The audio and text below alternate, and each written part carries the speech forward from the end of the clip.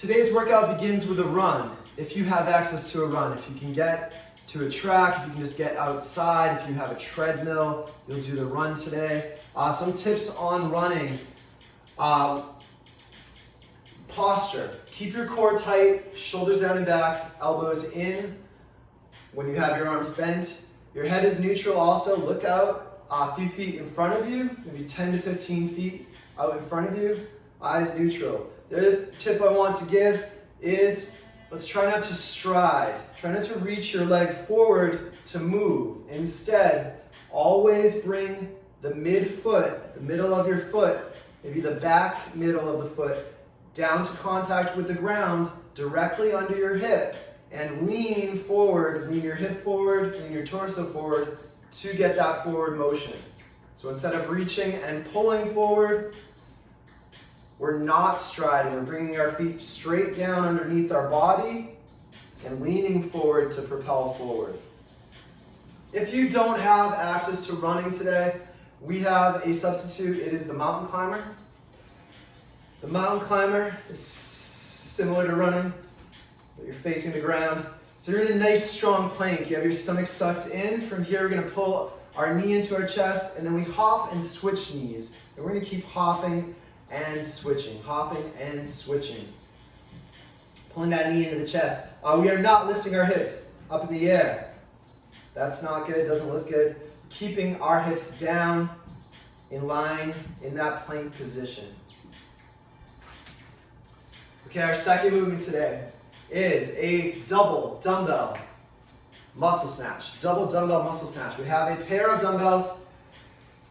We get our feet squat stance shoulder width apart. From there, we push our hips back, we bend our knees, we squat down basically, and bring those dumbbells to the ground.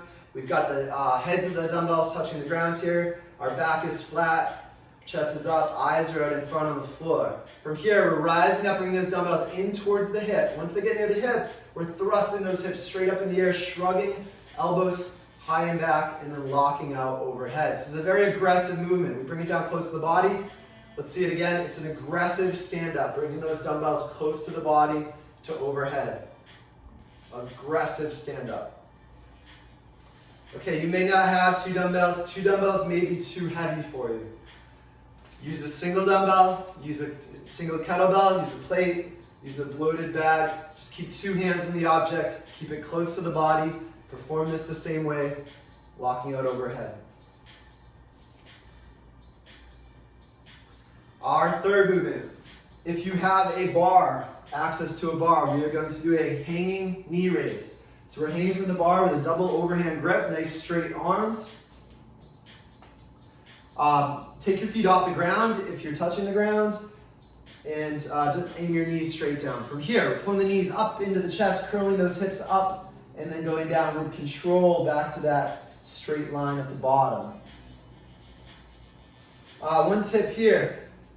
Keep your hips in line with your hands. Keep your hips, be mindful of that, in line with your hands. That might mean going down particularly slow in order to not swing your hips back, because some people end up swinging on this. We want to prevent that. Now, if you do not have a bar, we're going to go to a lying knee raise. The same action. You're just lying on the ground, your arms are reaching up past your ears. We have the legs straight, but then we pull the knees, bent knees up into the chest. We curl our hips off the floor. We go back to straight legs at the bottom. Now here we're showing not touching the heels to the ground. If you find that too difficult though, you can touch your heels to the ground between each rep. Have a great workout.